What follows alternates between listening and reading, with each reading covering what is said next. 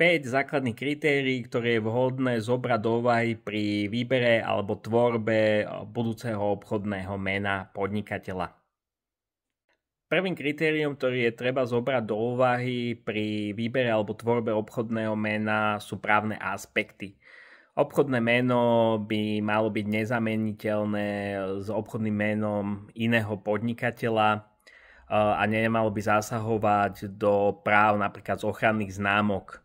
Pri tvorbe alebo výbere obchodného mena je preto vhodné pozrieť si živnostenský register alebo obchodný register, ktoré sú dostupné na internete, či to konkrétne meno, ktoré ste si vytvorili alebo vybrali, už nie je použité.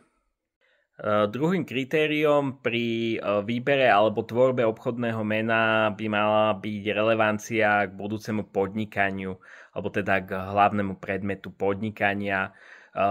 Obchodné meno by nemalo vzbudzovať klamlivú predstavu o podnikateľovi, respektíve o predmete jeho podnikania.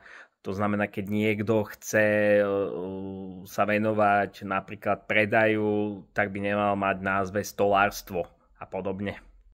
Tretím kritériom pri výbere alebo tvorbe obchodného mena je jednoduchosť a ľahká zapamätateľnosť.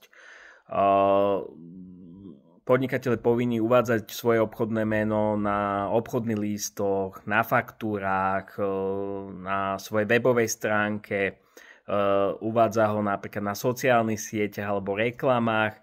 To znamená, že to obchodné meno by naozaj malo byť čo najjednoduchšie. Štvrtým kritériom pri tvorbe alebo výbere obchodného mena je dostupnosť domény. Dneska čoraz viacej podnikanie prebieha v elektronickom prostredí, prostredníctvom sociálnych sietí, prostredníctvom webových stránok, preto je dôležité, aby vaše obchodné meno mohlo byť napríklad použité v rámci vašej domény, vašej webovej stránky, na ktorej vás budú vaši zákazníci vyhľadávať. Piatým kritérium pri výbere alebo tvorbe obchodného mena sú ďalšie aspekty, ktoré môžu byť špecifické vo vzťahu k vášmu budúcemu podnikaniu, napríklad medzinárodné použitie obchodného mena v prípade, ak vaši zákazníci budú pochádzať zo zahraničia, prípadne možnosť zmeny alebo rozšírenia vášho predmetu podnikania, prípadne ďalšie okolnosti, ktoré treba zobrať do úvahy.